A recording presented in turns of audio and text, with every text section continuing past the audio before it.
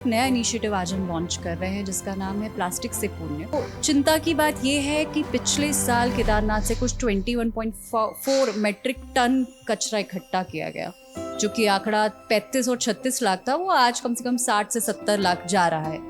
तो अगर हम विदेशों में जाकर इतने सभ्य तरीके से व्यवहार कर सकते हैं, तो ये संस्कार, ये व्यवहार भी हम अपने देश में ला सकते हैं। आइए और स्पर्श गंगा के साथ जुड़ के उत्तराखंड को और 4 धाम यात्रा को प्लास्टिक से मुक्त बनाएं। क्या बदलाव देखने को मिलेगा?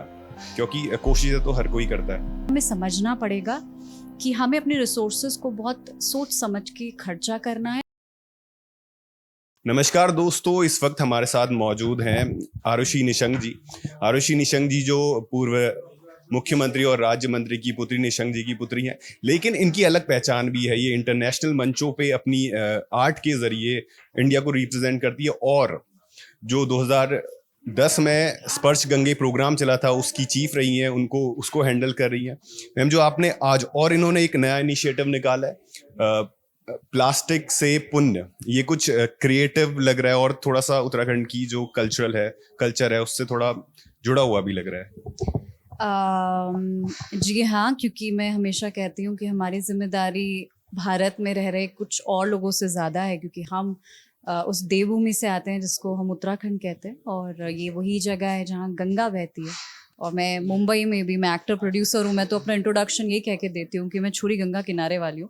तो जब इतनी जिम्मेदारी कंधों पर हो तो थोड़ा सा काम भी करना होता है, और उसी को ध्यान में रख के 2008 से स्पर्श गंगा, जो कि मेरे पिताजी द्वारा शुरू किया गया था, हमने उस पर बहुत काम किया और एक नया इनिशिएटिव आज हम लॉन्च कर रहे हैं जिसका नाम है प्लास्टिक से पुण्य।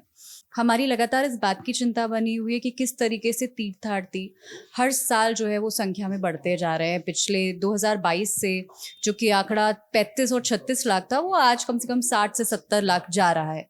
तो जब ये लोग आते हैं, टूरिस्ट आते हैं, तो कहीं ना कहीं वो प्लास्टिक वेस्ट भी जो है वो अपने साथ लेकर आ रहे हैं या छोड़ के जा रहे हैं।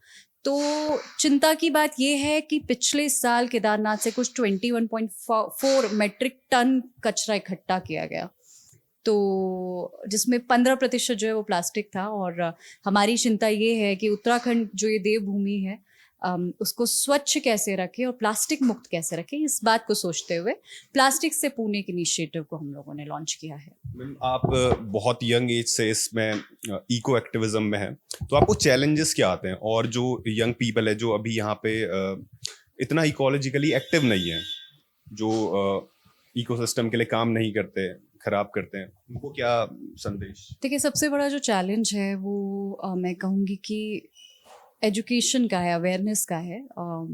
यही अवेयरनेस मैं कहूँगी, एजुकेशन भी टू अ एक्सटेंट, बट यही जब हम भारतीय लोग विदेश में जाते हैं तो हमारे जो है वो संस्कारों में, हमारे तरीकों में परिवर्तन आ जाता है। हम प्लास्टिक अपने हाथ में लेकर घूमने लगते हैं। फॉर एग्जांपल, मैं अभी जापान गई थी, मैंने देखा कि वहाँ पर बहुत कम डस्टबिन है, एंड जहाँ पे आइडेंटिफाई किए हैं लोग, वहीं पे जाके जो है वो गार्बेज को थ्रो कर रहे हैं। तो अगर हम विदेशों में जाकर इतने सभ्य तरीके से व्यवहार कर सकते हैं, क्योंकि हम उनको देखते हैं कि वो लोग अपनी जगह को गंदा नहीं करते हैं, कचरा नहीं फेंकते हैं, तो ये संस्कार, ये व्यवहार भी हम अपने देश में ला सकते हैं। तो जो सबसे बड़ा चैलेंज है वो यही है कि it has to start from somewhere. और रोम भी एक दिन में नहीं बना था, और हम भी, माँ गंगा हो चाहे उत्तराखंड हो, एक दिन में अच्छे से प्लास्टिक मुक्त नहीं कर पाएंगे, but we have to start from somewhere. इसके लिए आज हम लोगों ने सभी लोगों से गुहार भी की है कि आइए और स्पर्श गंगा के साथ जुड़ के उत्तराखंड को और 4 धाम यात्रा को प्लास्टिक से मुक्त बनाएं।